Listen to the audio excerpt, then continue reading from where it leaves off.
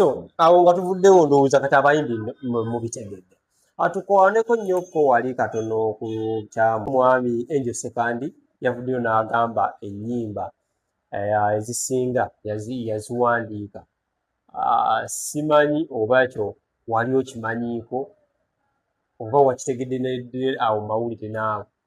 Okusookera ddala mbuusabuusa oba Angel Sekandi yayogedde ekintu ekyo. Yakyogedde. Is my friend. N'omukyala atuukako mukyala we yakyogedde. Mukyala we ku video ng'akyogerako Sekandi. Yanti yabaddewo omukyala ng'ayogera omwami nga ku video nga Angel Sekandi ayogera ati ze yaziwandiika. Ye nga ye teyakyogedde ne mukyala we. Ate yakyogedde interview. Togamba nti Angel Sekandi yakoze eki. Gamba mukyala yakoze eki. Mukyala we yakyogedde. Weebale nnyo. Lwaki ndemedde ku ekyo ekintu nti Angel Sekandi musajja wa mizi. Musajja wa mizi. Tamala gayogera yogera. Era kizibu nnyo era buli byebedambire mbiwulira nembirabako ne ku TikTok. Sekandi is my friend. Ate era mukwano gwa cultural heritage nnyo. Mukwano gwa mugenzi nnyo. Njukira last year twakola activity y'okusimba emiti we baaziika omugenzi Paul Kafeero. Nga tusimba emiti gya pine 10 nga mu promoting beauty and environment. Era yali omugenyi omukulu. Naye Angel Sekandi nakyo ga musajja wa mizi. Tasobola kubayo kwogera nti ziyaziwandi. Mbadde nkimanyiiko. Talina ziyakola ki? Nga walumbezaayo. Yes, mbadde nkimanyiiko. Sijja gamba nti naliwo kati ng'omuntu gwe baalonda okuddukanya heritage. Wabeerawo ebintu olina okola research mu bantu ab'enjawulo. Mu bantu ab'enjawulo nakolamuko research wange n'omanya nti walumbezaayo Kampala mu kooti. Okuzaawa essaawa y'okuzaawa. Okimanyiko nti yafulumya ne Bradina Party. Angel Sekandi. Lwe bayita Perugia. So kyo kikulaga nti asobola okuziwandiika. But njagala kutangaza kino eno nti nalabye abantu bangi oluusi abamu boogera Angel Sekandi nti otobodde omugenzi biki. Naye ku sayidi ey'obuntubulamu n'ey'amateeka njagala kwebuuza nti kibi ki ekimukuwandiikira omuntu ennyimba. Omugenzi yalina amasannyalaze ge era ffe tuli okumaligase ye. Yayimba yakola ki? Yayimba. So aba alina yamuyambako okuwandiika ku nnyimba si lutalo yadde n'akamu.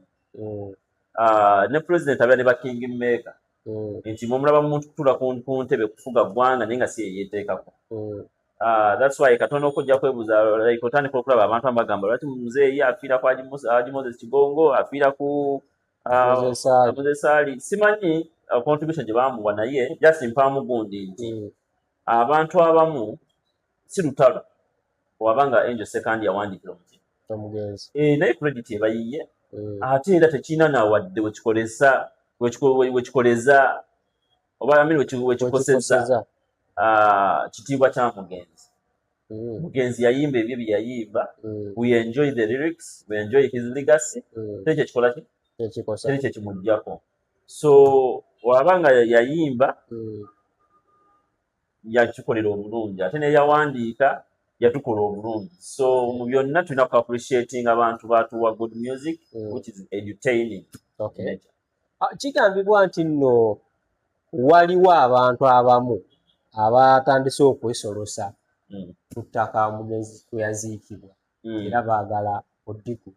Wakitegeddeko ekyo? Teri bantu beesolosa ku ttaka mugenzi lye yaleka.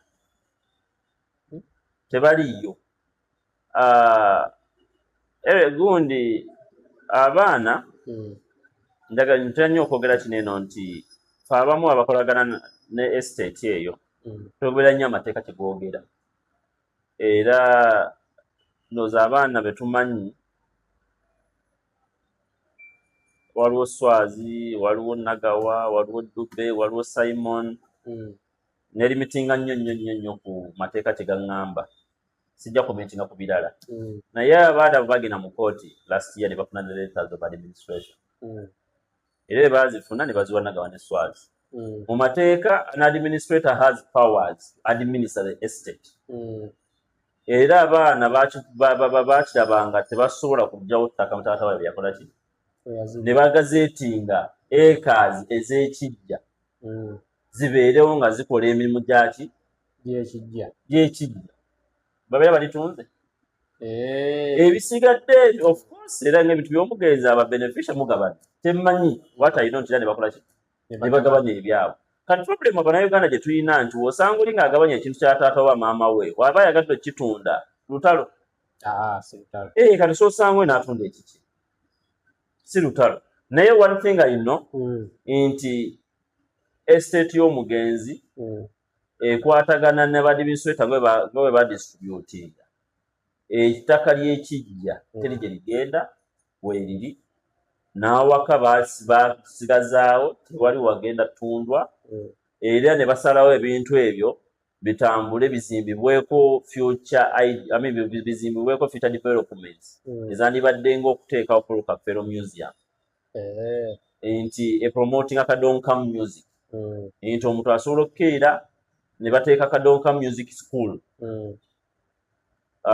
nga ku kijja part of the land oba eri wakati yali abeera okuteekawo Kafero stadium nemusanga bagradinzewo ekisawe bakitaddewo so all those are projects because omugenzi yali ayagala nnyo promoting gy'ava to the extent yayagala noteekawo eddwaliro so yayagala nnyo oteekawo ebintu biyamba community so kyemmanyi nti naye baba bakedde ku makya ne bagradinga ne bateekawo ekisaawe it is not a problem era bisigala biri mu management ya Paul Kafero so tewali ttaka litundwa baana bagabane byabwe tekali as per the law teri ayinza kutunda mukunja saafi waali ennyumba ye Kajjanse yaddizibwa abaana oba yatundibwa ekyo sijja kigendamu kubanga mu kuyingira mu byankwasibwa tekyali so sijja kikomentingako abaana abamu wafunako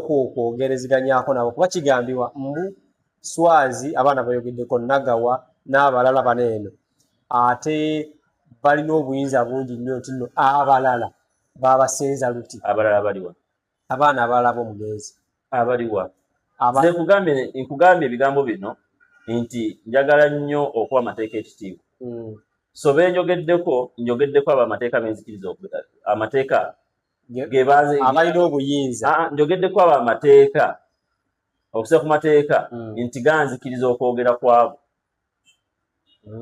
benkoonyeeko so besikonyeeko saagala kwetumiikiriza kubanga amateeka gayinza obutanzikiriza boogerako webandoopa enjogera ebyanjwanjwa so senga bajja ne bakutuukirira ne bakuwa okwemulugunya kwabwe olirodde okuwuliriza era olirodde batabaganya n'abalala sisobola kutabaganya sobola kutabaganya olw'ensonga sinze kooti mu mateeka tulina kye tuyita functus official kooti bw'esalawo eba ekoze eki eba esazeewo so omuntu yenna aba asobola okwekubira endulu mu mateeka ku kooti okulaba ng'akyusa kooti kyekoze eki kyesazeewo so okuwuliriza omuntu yenna katonda yatuwa omumwa n'emimwa kugana kuwuliriza so sisobola kuwuliriza naye sobola kutuusa kooti yakola ki kyekyekugambye nti ntambulira ku mukulu road court gwe yakola ki gwe yateekawo njogera kwabo amateeka ge banzikiriza okwogerako sisobola kwetumiikiriza kwogera kwabo amateeka ge batanzikiriza kale basibo ne bannyabo ensonga zeezo ndowooza kanso Derrick ensonga zinnyonnyodde bulungi nnyo omuyimbi ndowooza ofunyemu ekyokuyiga ate nammwe bakomplaininga ensonga tezitegedde bulungi nnyo atuyinza obutasukkako awo kozi kanso Derrick olina akukalekeko okujjako baagaliza ate emirimu emirungi mpozi n'abayimbi okubajjukiza tulina okwebereramu batandike bave mu byobwereere tebasuya ya bwereere batandike okutegeera ekinuusi ddala etteeka kye balyogera ate bakole ekituufu bali lipazo bajje bakwebuuze okuba ebintu tebabitegeera actually lipazo is my friend naye takukozesa ate kale beere bulungi bweyaba